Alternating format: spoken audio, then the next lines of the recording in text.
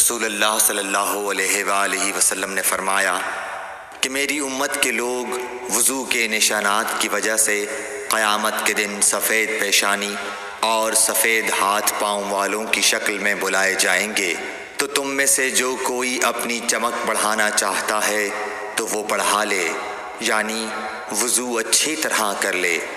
صحیح بخاری حدیث نمبر 136۔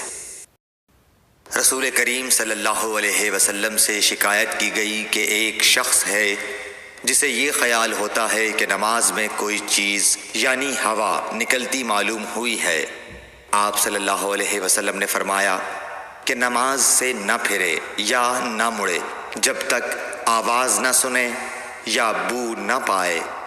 صحیح بخاری حدیث نمبر 137۔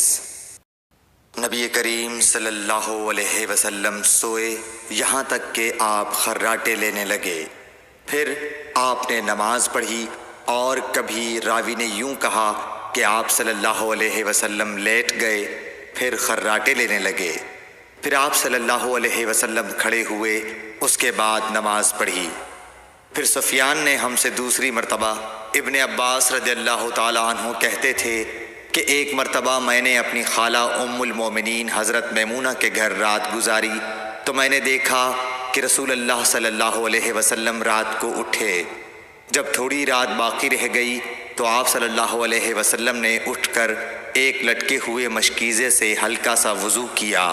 عمرو اس کا ہلکا پن اور معمولی ہونا بیان کرتے تھے، اور آپ کھڑے ہو کر نماز پڑھنے لگے تو میں نے بھی اسی طرح وضو کیا جس طرح آپ صلی اللہ علیہ وسلم نے کیا تھا، پھر آ کر آپ کے بائیں طرف کھڑا ہو گیا، اور کبھی سفیان نے ان یسارہ کے بجائے ان شمالہ کا لفظ کہا، مطلب دونوں کا ایک ہی ہے۔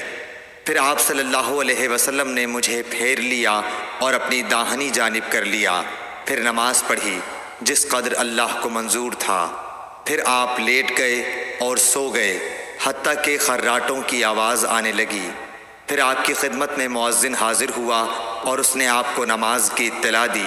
آپ صلی اللہ علیہ وسلم اس کے ساتھ نماز کے لیے تشریف لے گئے، پھر آپ نے نماز پڑھی اور وضو نہیں کیا۔ سفیان کہتے ہیں کہ ہم نے عمروں سے کہا، کچھ لوگ کہتے ہیں کہ رسول اللہ صلی اللہ علیہ وسلم کی آنکھیں سوتی تھیں، دل نہیں سوتا تھا۔ عمروں نے کہا، میں نے عبید بن عمیر سے سنا، وہ کہتے تھے کہ انبیاء علیہ السلام کے خواب بھی وہی ہوتے ہیں۔ پھر قرآن کی یہ آیت پڑھی، میں خواب میں دیکھتا ہوں کہ میں تجھے ذبح کر رہا ہوں۔ صحیح بخاری حدیث نمبر 138۔ رسول اللہ صلی اللہ علیہ وسلم میدان عرفات سے واپس ہوئے۔ جب گھاٹی میں پہنچے تو آپ اتر گئے۔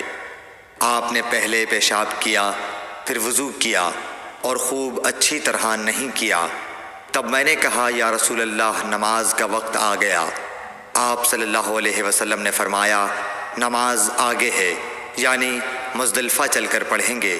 جب مزدلفہ میں پہنچے تو آپ نے خوب اچھی طرح وضو کیا، پھر جماعت کھڑی کی گئی۔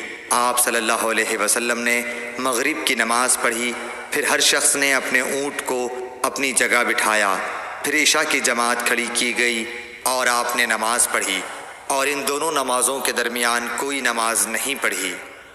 صحیح بخاری حدیث نمبر 139۔ ابن عباس رضی اللہ تعالی عنہ نے وضو کیا تو اپنا چہرہ دھویا، اس طرح کہ پہلے پانی کے ایک چلو سے کلی کی اور ناک میں پانی دیا، پھر پانی کا ایک اور چلو لیا، پھر اس کو اس طرح کیا، یعنی دوسرے ہاتھ کو ملایا، پھر اس سے اپنا چہرہ دھویا، پھر پانی کا دوسرا چلو لیا اور اس سے اپنا داہنا ہاتھ دھویا، پھر پانی کا ایک اور چلو لے کر اس سے اپنا بایاں ہاتھ دھویا، اس کے بعد اپنے سر کا مسح کیا، پھر پانی کا چلو لے کر داہنے پاؤں پر ڈالا اور اسے دھویا، پھر دوسرے چلو سے اپنا پاؤں دھویا، یعنی بایاں پاؤں۔ اس کے بعد کہا کہ میں نے رسول اللہ صلی اللہ علیہ وسلم کو اسی طرح وضو کرتے ہوئے دیکھا ہے۔ صحیح بخاری حدیث نمبر 140۔